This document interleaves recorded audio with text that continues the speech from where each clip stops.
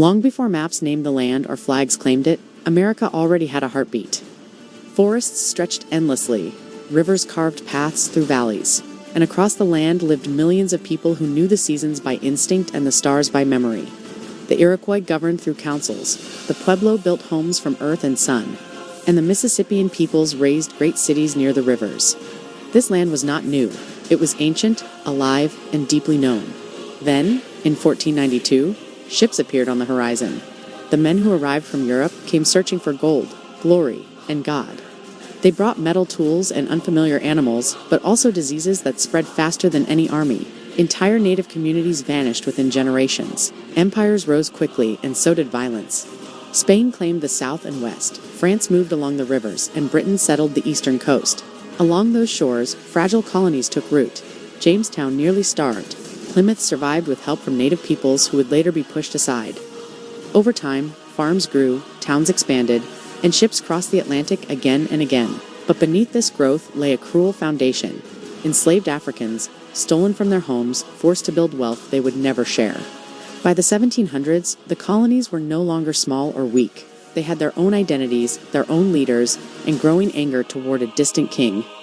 Britain taxed them, governed them, and ignored their voices. Words like liberty and rights spread through taverns and pamphlets. Eventually, words became gunfire. In 1775, the first shots of revolution were fired. Farmers became soldiers. A bold declaration followed, claiming that all men were created equal, an idea both powerful and deeply flawed in a land where many were still enslaved. After years of war, the colonies won their freedom.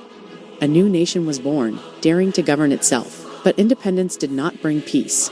The young United States argued over power, borders, and the meaning of freedom. It wrote a constitution, promising rights and balance, yet leaving many excluded. Then it looked west. The land beyond the mountains was seen as destiny, opportunity, promise. Settlers moved forward. Native nations were forced backward through broken treaties, violence, and forced marches like the Trail of Tears. As the nation expanded, a question split it in two. Could a land built on freedom survive with slavery? The North and South grew apart. Economically and morally, compromises delayed the inevitable, but not forever. In 1861, the country tore itself in half. Brother fought brother in a brutal civil war that left hundreds of thousands dead. When it ended, slavery was abolished, but freedom came without safety, protection, or equality. The years after the war were filled with hope and betrayal. Formerly enslaved people briefly gained political power, only to have it ripped away. Segregation hardened into law. The promise of equality faded under the weight of fear and hatred. Meanwhile, America transformed, factories roared, cities climbed skyward, and millions of immigrants arrived through ports like Ellis Island, carrying dreams in battered suitcases. Some found opportunity, others found sweatshops, prejudice, and struggle. Laborers fought for rights, reformers fought corruption. The nation grew powerful and restless. In the 20th century, America stepped onto the world stage. It fought in 2 world wars, emerging victorious but changed. The Great Depression humbled its economy, and the New Deal reshaped the government's role. World War II brought unity and sacrifice, but also shame, as Japanese Americans were imprisoned by their own country. After the war, a new battle began. The Cold War fear of communism spread at home and abroad. Nuclear weapons loomed. Proxy wars were fought far from American shores. At home, a different revolution stirred. Black Americans demanded the rights promised long ago. Through marches, boycotts, and courage, the civil rights movement forced the nation to confront itself. Laws changed. Hearts were slower to follow.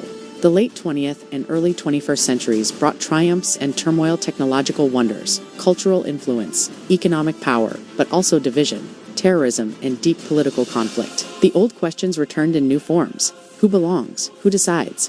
What does freedom truly mean? America's story is unfinished. It is a nation built on ideals and contradictions, hope and harm, courage and cruelty. Its strength lies not in perfection, but in its constant struggle to live up to its own promises. And like all stories still being written, its next chapter depends on those who choose how it will be told.